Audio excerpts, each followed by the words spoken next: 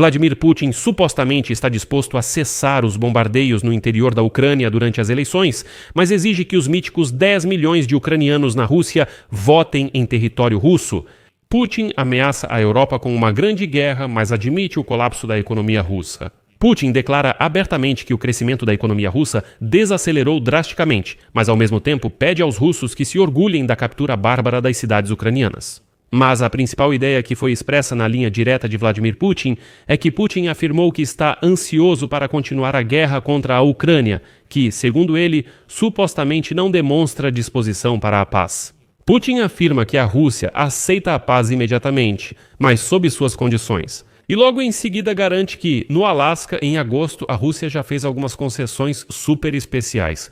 Mas Putin também declara que não sente nenhuma responsabilidade nem remorso pelas milhares de pessoas mortas, já que, segundo ele, não foi a Rússia que começou essa guerra. E, ao que parece, para ter mais carne de canhão no futuro, Putin pediu aos russos que casem suas filhas antes da maioridade, para que elas consigam ter mais filhos. E no final declarou que desligar a internet só faz bem aos russos, afinal eles retomaram Kupiansk. Vamos analisar juntos os principais resultados da linha direta de Vladimir Putin neste episódio. Meu nome é Alexei Petty e vamos analisar esse tema juntos. Mas antes de começarmos, peço que você se inscreva neste canal, deixe um like e escreva qualquer comentário detalhado neste episódio. Além disso, siga meu canal no Telegram, Petty News, o link está na descrição deste vídeo. Lá nós publicamos notícias em tempo real assim que elas chegam. Então, a notícia mais comentada da linha direta de Vladimir Putin é esta foto, na qual, por serviço de mensagens curtas, um certo russo pergunta a Putin por que ele mente de forma tão descarada. Sobre a captura de Kupiansk, na região de Kharkiv, se as forças armadas da Ucrânia estão punindo os russos lá, brincadeira, é claro. A principal notícia é que Putin começou a manipular ativamente o tema das eleições na Ucrânia, assim ajudando Donald Trump. É crucial que a Ucrânia não caia na armadilha. A questão é que Putin declarou que a Rússia está pronta para considerar a possibilidade de cessar os ataques à Ucrânia no dia das eleições presidenciais no país. Citação. Talvez eu diga algo inesperado agora. Estamos prontos para considerar garantir a segurança durante as eleições na Ucrânia, pelo menos cessar ou evitar ataques ao interior do território no dia da votação. Putin acrescentou que ainda há uma questão fundamental para a Rússia. Ele afirmou que no território da Federação Russa vivem milhões de cidadãos ucranianos e, citando, de 5 a 10 milhões deles têm direito de voto. No caso de realização de eleições na Ucrânia, na opinião de Putin, Moscou tem o direito de exigir dos organizadores que garantam a possibilidade de votação para os cidadãos ucranianos que estão na Rússia, em território russo. Vou parar aqui por um instante. Bem, em primeiro lugar, nenhum russo tem o direito de exigir nada da Ucrânia. E em segundo lugar, de onde vem essa variação de 5 a 10 milhões de ucranianos na Rússia?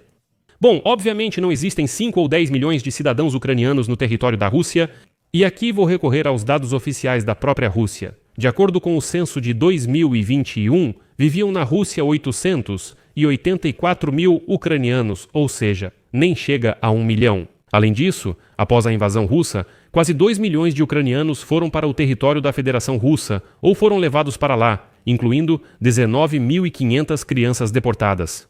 Mas é muito difícil calcular o número real, porque muitos, vamos ser honestos, saíram pela Federação Russa em trânsito, depois seguiram para a Geórgia ou para o Cazaquistão ou para a Europa, passando pela Estônia, São Petersburgo, países bálticos e assim por diante. Muitos foram forçados a se russificar. Ou seja, mesmo na estimativa mais alta, não existem 3 milhões de ucranianos com passaporte da Ucrânia.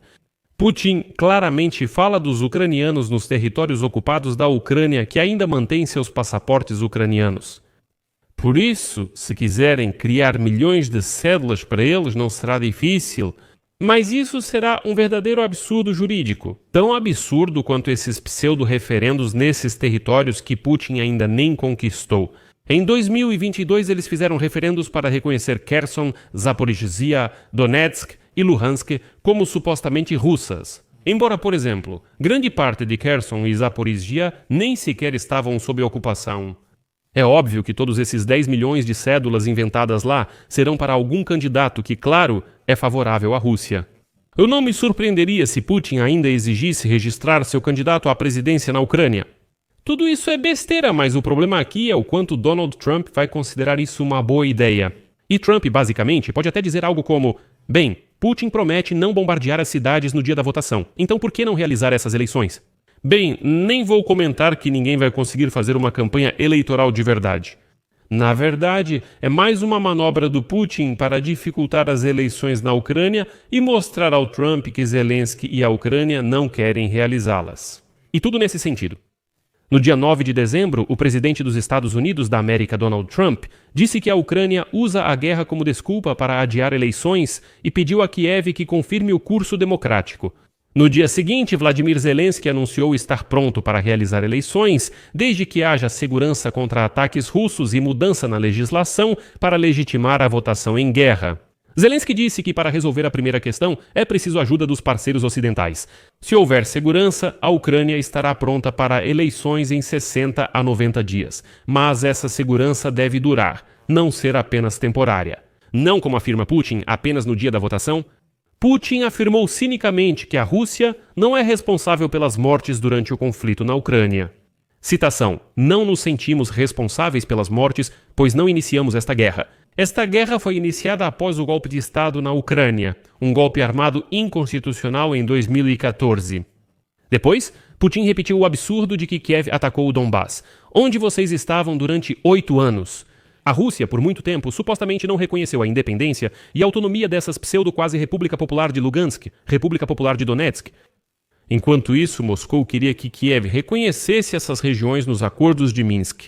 Mas depois que Putin disse "nos traíram", a Rússia foi forçada, realmente forçada, a usar as forças armadas para atacar a Ucrânia e terminar a guerra. Bem, nisso, só russos ignorantes acreditam. Depois, Putin relatou que nas negociações com Trump no Alasca, a Rússia fez grandes concessões, mas os europeus arruinaram tudo. Putin disse que a Rússia está pronta para fazer a paz até amanhã, mas não pode porque, segundo ele, não há com quem negociar na Ucrânia. Primeiro vêm as eleições, depois ele inventa outra coisa e arranjam desculpas por anos. É uma pena, Trump não entende totalmente. E o pacificador Putin também não durou muito aqui, e logo veio à tona o verdadeiro interior russo dele. Putin declarou abertamente que, nas palavras dele, está coçando as mãos para continuar a guerra contra a Ucrânia, que, segundo Putin, não demonstra disposição para a paz, fim da citação de Putin. Quando vimos o que eles faziam com a população civil, simplesmente ficamos com vontade de agir. Estamos prontos para ir além e acabar com essa criatura maligna. E aqui, Putin, em vez da lenda sobre o menino de cueca, os ucranianos vão entender do que se trata. Contou um novo conto sobre vovós fuziladas que ele mesmo viu como os nazistas ucranianos atiravam nas vovós. E depois disso, declarou que a Ucrânia não quer a paz. Citação: até agora não vemos essa disposição da Ucrânia. Mas mesmo assim, vocês sabem, ainda vemos, sentimos e sabemos de certos sinais, inclusive do regime de Kiev, de que eles estão prontos para algum tipo de diálogo. A única coisa que quero dizer, e sempre dissemos isso, é que estamos prontos e queremos encerrar esse conflito por meios pacíficos. Com base nesses princípios que expus em junho do ano passado no Ministério das Relações Exteriores da Federação Russa e com a participação na eliminação das causas primárias que levaram a essa crise. A bola está totalmente do lado do chefe do regime de Kiev e de seus patrocinadores europeus. Putin ameaçou a Europa com consequências se confiscarem ativos russos congelados e afirmou que a guerra com a Europa já é real, embora dias antes considerasse isso um absurdo. O secretário-geral da OTAN, Mark Rutte, insultou dizendo que não houve as declarações de Putin, o vampiro careca, sobre a Rússia não querer atacar a Europa. Ou seja, aqui o Putin está claramente bipolar, e é muito engraçado como ele se lembra do direito internacional. Quando se trata dos ativos russos congelados, então, Pinha declarou que, se a União Europeia confiscar os ativos russos congelados, Moscou vai defender seus interesses nos tribunais. Citação: roubo é o furto secreto de propriedade, mas aqui estão tentando fazer isso abertamente, isso é assalto, isso é assalto. Mas por que não conseguem realizar esse assalto? Porque as consequências podem ser graves para os assaltantes. Vamos defender nossos interesses, antes de tudo, nos tribunais. Vamos tentar encontrar uma residência que seja independente de decisões políticas. E aqui, infelizmente, Donald Trump, o presidente americano, deu liberdade ao Putin. Em 12 de dezembro, o Banco Central da Federação Russa processou o depositário belga Euroclear no Tribunal de Arbitragem de Moscou cobrando 19 trilhões de rublos, e agora o Banco Central da Rússia pretende também cobrar as perdas causadas pelo bloqueio e uso de seus ativos na Europa. Mas o que realmente me fez rir nessa linha direta foi o fato de Putin ter declarado que a economia da Rússia realmente está desmoronando, e simplesmente em um ritmo enorme. Mas por outro lado, os russos, segundo ele, podem se orgulhar da captura das cidades ucranianas. Segundo Putin, neste ano o produto interno bruto russo vai crescer menos de 1%, o que é 4 vezes menos do que no ano anterior. E Putin afirma que isso foi planejado. Citação: um passo consciente e deliberado, um preço a pagar, para manter a qualidade da economia. Na linha de frente, o exército russo avança por toda a linha de contato, enquanto o inimigo recua sob seu controle. Já há algumas semanas, a cidade de Kupiansk foi tomada, onde 15 batalhões das Forças Armadas da Ucrânia, totalizando 15 mil pessoas, ficaram cercados. E a cidade de Volchansk também passou para o controle. E por fim, Putin deu desculpe num conselho às mães russas. Putin afirmou que russos deveriam seguir o exemplo das repúblicas do Cáucaso, onde casamentos ocorrem na infância. Isso, segundo ele, aumentará a taxa de natalidade e permitirá garantir mais carne de canhão no futuro, para a guerra. E me perdoem, mas no final do programa vou citar Putin literalmente para vocês. No Cáucaso há uma tradição. Eles casam seus filhos e filhas ainda bem jovens. Conversei com Kadyrov, ele tem família grande, devemos segui-los. É preciso aumentar o coeficiente de natalidade para 2 agora na Rússia, ele caiu para 1,4. Dar continuidade à família é uma missão divina do ser humano e deve ser cumprida pensando na alma, não no dinheiro.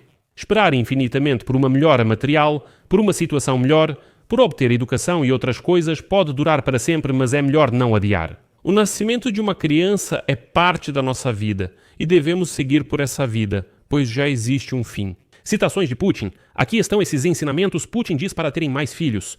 Amigos, por favor, escrevam nos comentários a opinião de vocês sobre a linha direta de Vladimir Putin. Tenho certeza de que muitos já ouviram, viram e leram muito nos canais do Telegram e certamente já formaram alguma opinião sobre as declarações mais recentes do ditador russo. Por isso, escrevam a opinião de vocês nos comentários deste episódio.